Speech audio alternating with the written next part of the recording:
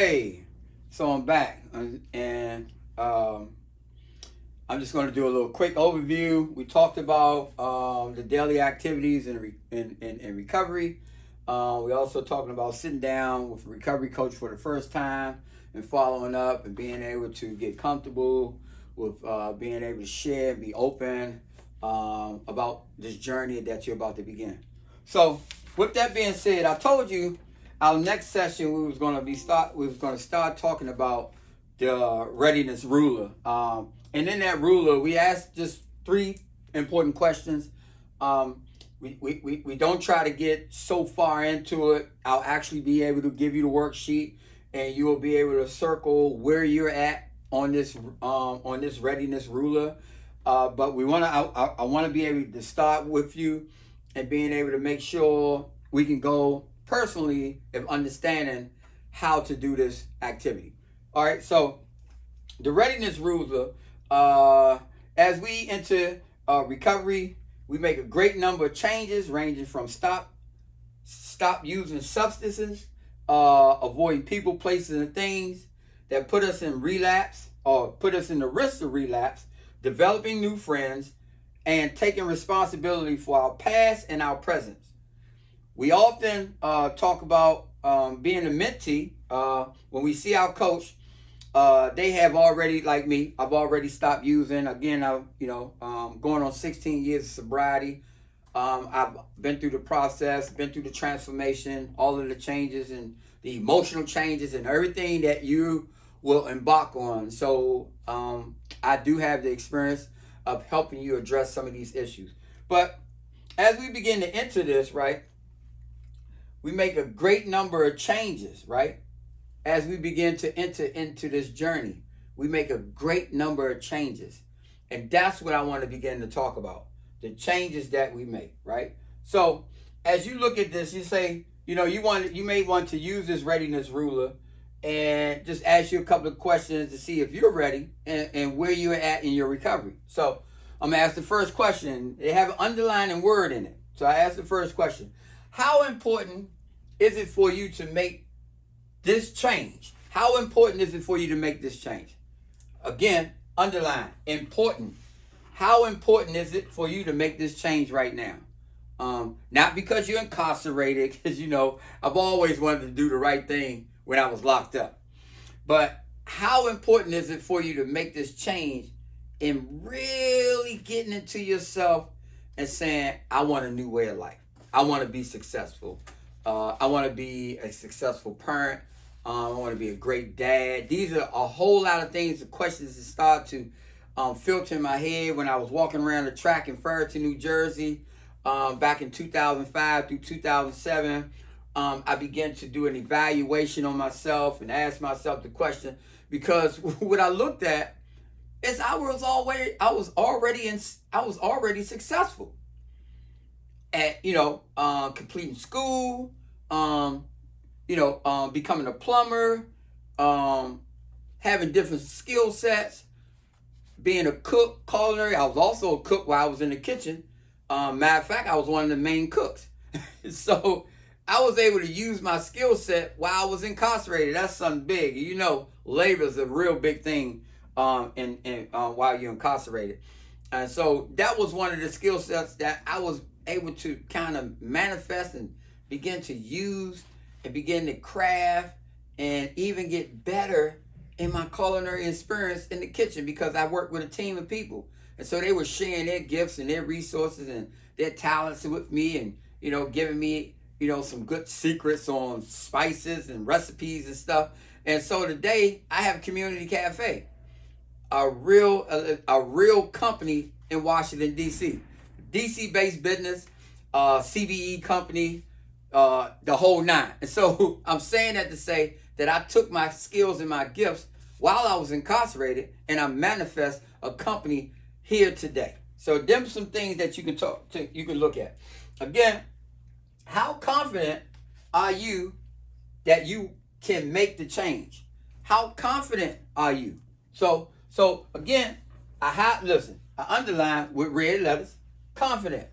How confident are you? And then, so you'll fall into really being confident because I look at, if you have support, if you got somebody that's supporting you, that's making sure you on your game, really being a ear for you, if you need to express, or you need to run some things by, that makes me confident even more. See, I have a network of people in recovery that I work with. I'm talking about my network is my net worth. And I have people that I've met over time in recovery, and they don't live in DC. They're in New York, they're in Florida, they're in Jersey, they're in Philly. Some people out of town. I got people all over that if I go into any state, I can go to a meeting anywhere. I always have access to my recovery family wherever I go at. So the last question is this: how ready are you to make this change? Right? How ready are you to make this change? Now, the readiness ruler is from 1 to 10, and between 1 and 4 is not important. Between 1 and 4, you're not confident. Between 1 and 4, you're not ready. Between 4 and 7, it's important. Between 4 and 7, you're confident. Between 4 and 7, you're unsure, and it's okay. You're probably not ready. You're probably unsure. It's okay. It's okay to be in that phase in recovery. It's okay. Between 7 and 10 is very important, right? Between 7 and 10, you're very confident. And between 7 and 10, you're ready.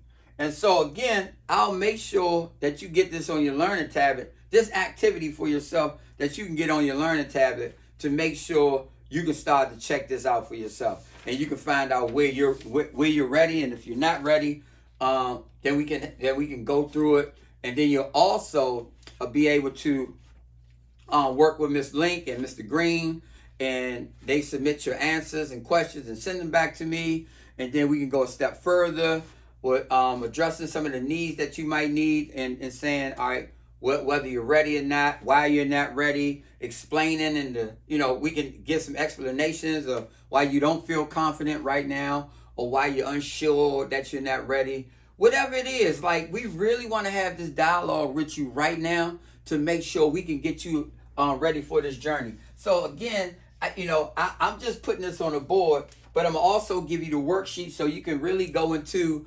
just doing an assessment and an evaluation for yourself, right?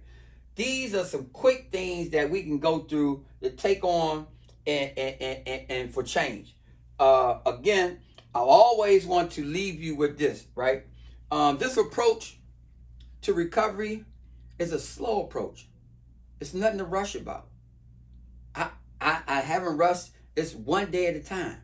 You don't get it in a week. You don't. It does. It's not a race. It's a journey. So as we begin to go into this journey, as I begin to close out right now, as we begin to go into this journey, I want you to be more confident about yourself. I want you to build your confidence. I want you to build your awareness. I want you to build these things so you can be sure when you get out to never come back to this place of incarceration again. I don't want you going in and out and in and out. I've shared that experience. I already done I say this again. I've already done the groundwork for you. I already put in the legwork.